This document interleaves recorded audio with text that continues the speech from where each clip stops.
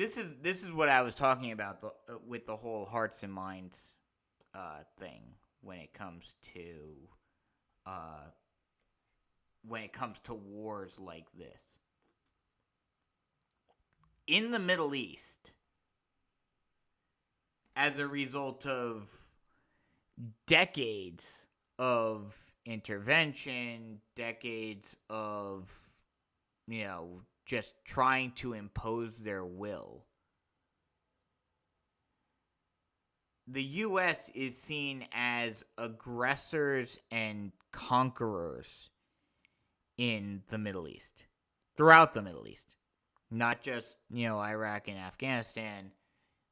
Obviously, we see now in Yemen, in Iran, certainly. The only place that there isn't, that America is seen favorably is in Israel. And part of it is obviously cultural and religious and whatnot. And that, unfortunately, the U.S., unless they fix themselves, they're not going to be able to fix the issues elsewhere. So that is part of it. Don't get me wrong. I'm not saying that this is an easy fix or anything like that. But this is going to be a situation where the U.S. needs to figure out, okay, how do we go about doing this to where, not that the U.S. really cares, but they should care. Okay, how do we go about doing this without basically pissing off the rest of the world again for the 1000th time? And it's going to be very tough. And they're going to, it's going to either be one of two.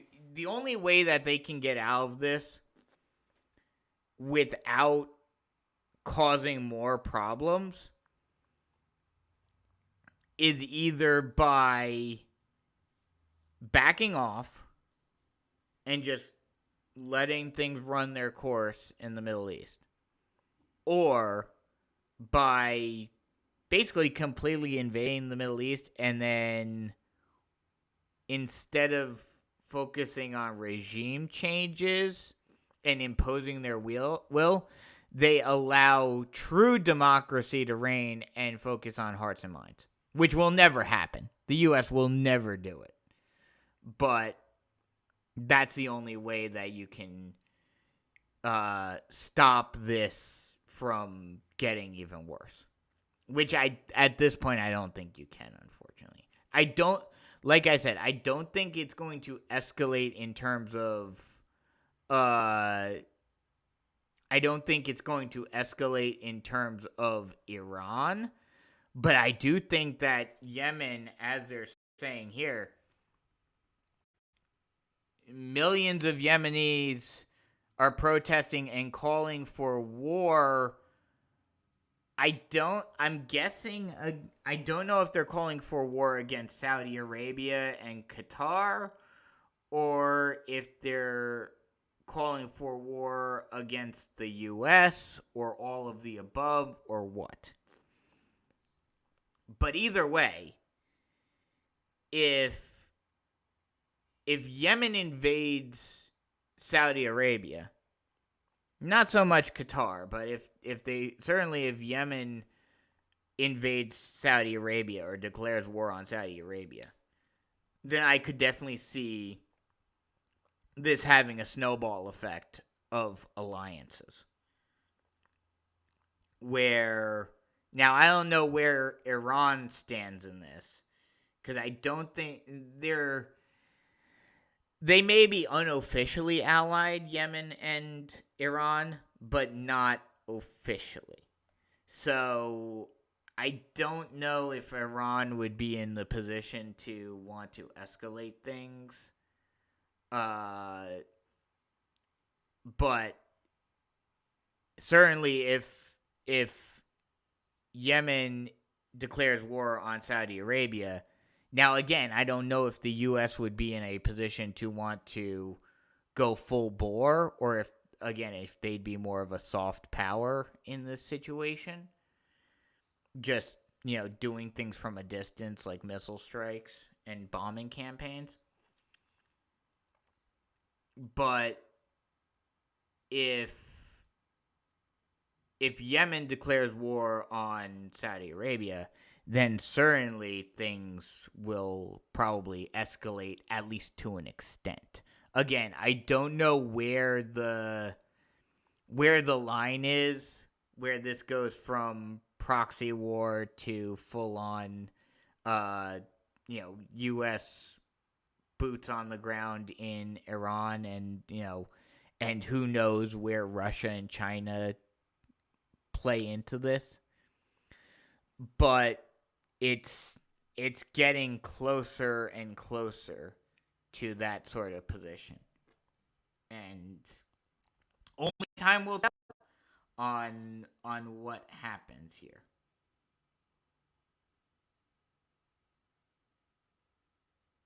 Okay, so Oman is essentially allying themselves with Yemen. So yeah, this could, like I mentioned, let me pull up uh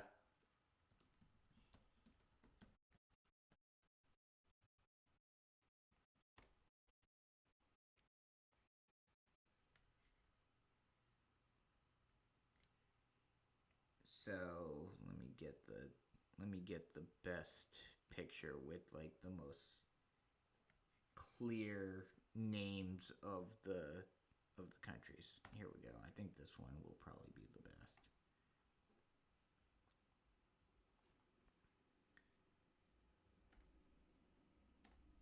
Okay, here we go. Okay, so damn it. I don't know why I don't know why my computer is doing this. I don't know if it's because I honestly don't know. But okay, here we go. Let's look at this map of the of the of the Middle East. Let me see. Can I change? Here we go. Okay, so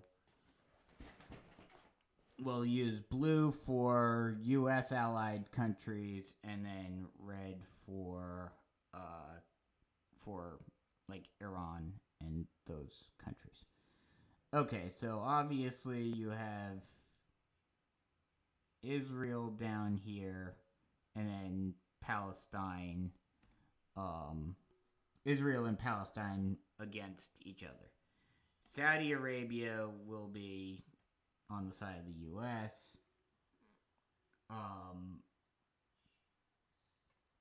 UAE, I'm not sure where they'd be.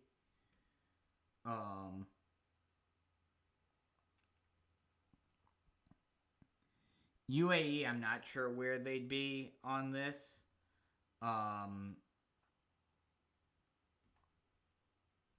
Let me go through the allied states first. So, Iraq, I would assume, at least officially, would be on the side of the U.S. Oops.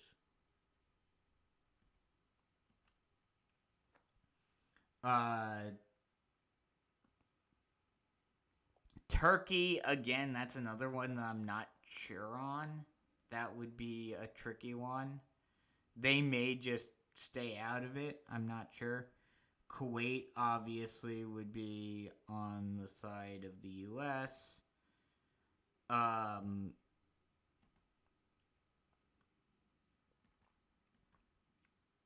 And that's pretty much it. That's, and then, you've got, Afghanistan is controlled by the Taliban again, so they wouldn't be. So, and then UAE, I'm not sure of. That would be the tricky one. So those are the allies in the U.S. And then the coalition against the U.S. would be, obviously Iran. Perhaps Egypt gets in. Yemen. Oman. And maybe Turkey. So, and then Syria I could see getting in as well. Oh, and Jordan.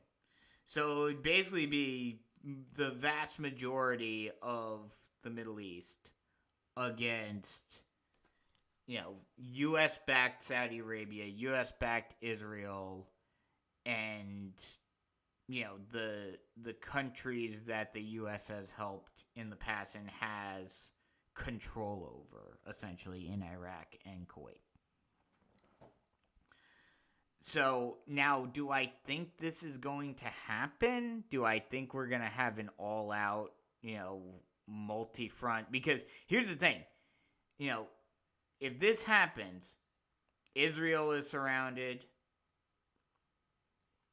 Iraq and Iran, well, you got, but here's the thing too. Iraq and Saudi Arabia and Kuwait and Saudi Arabia aren't exactly the best of friends either. Yes, they're US backed, but they're not exactly the biggest of friends. So how well would they be able to work with each other is the big question.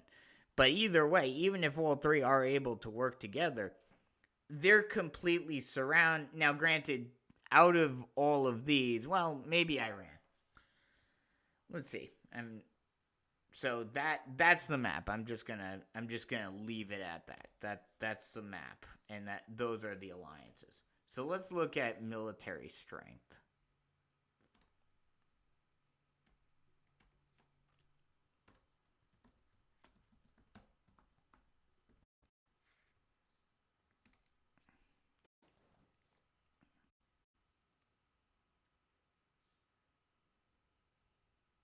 So let's see. Let's go to active military. So yeah, Iran is the biggest, and then Egypt is higher. Saudi Arabia is way down. So even if it's primarily a proxy war, and let's see if the reserves, or let's go to totals. Let's go to totals real quick just to see what it says.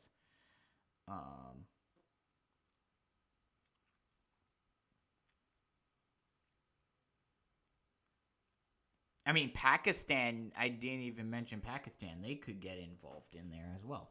But still, Egypt would be the highest out of the ones I said. Then Iran, then Israel. And then Saudi Arabia is way down there. They're down at 44. They don't have any reserve. They're all active and only have a few paramilitary forces. So that's a big discrepancy there. And so what the hell?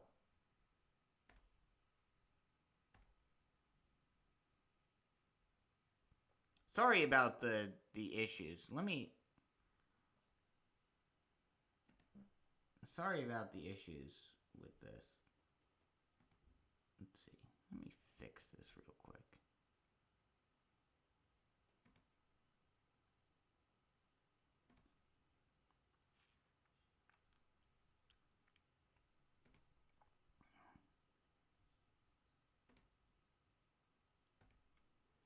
For some reason, my computer's been screwy today, but okay. In case you guys didn't see that, let me bring this back up. Even amongst overall military, the highest in this situation is Egypt. Egypt is the biggest by far. Then you have Iran. Then you have Israel, and then you know Saudi Arabia is way down here. Even let's see, where are they? I had them before. Oh wait, I think they're further up.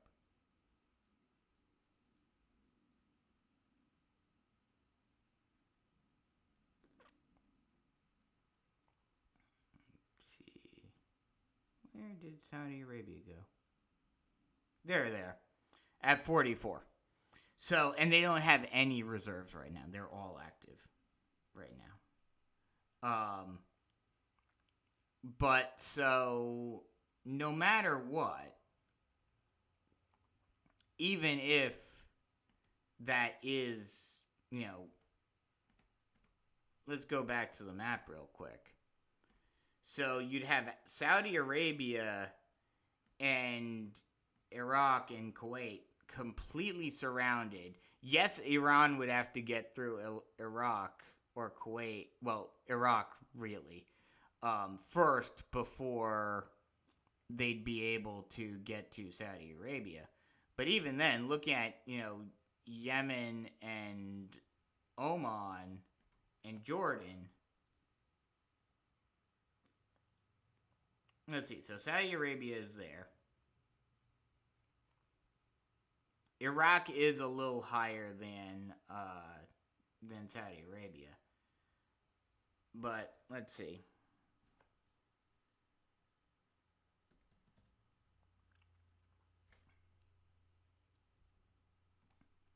Oman is pretty far down there, so they're not that big of a threat.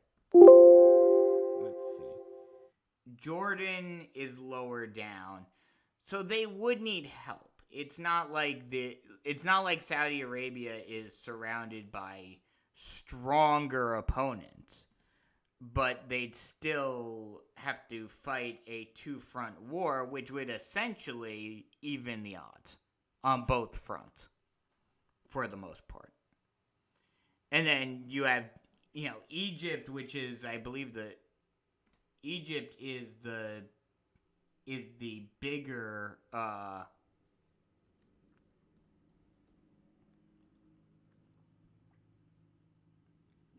Egypt is the biggest military out of any of these countries that would be in the war. And they wouldn't, yes, they could obviously send naval troops directly into Saudi Arabia. But they would actually also have to fight a two-front war because they'd have to go into Israel before getting to Saudi Arabia. So it would be a complex war. Let's just leave it at that. It would get very complex. But how it would play out is anyone's guess, because Saudi Arabia would be basically surrounded on all sides. Israel already pretty much surrounded on all sides. So you'd have this interior. It would basically be like World War II, because Germany was in the middle of a group of alliance. Germany and Italy and Hungary were in the middle of Europe, surrounded by enemies. So we'll just have to wait and see what ends up happening on that front, if anything does come of it. But yeah, things are getting crazy in the world. Let's just leave it at that.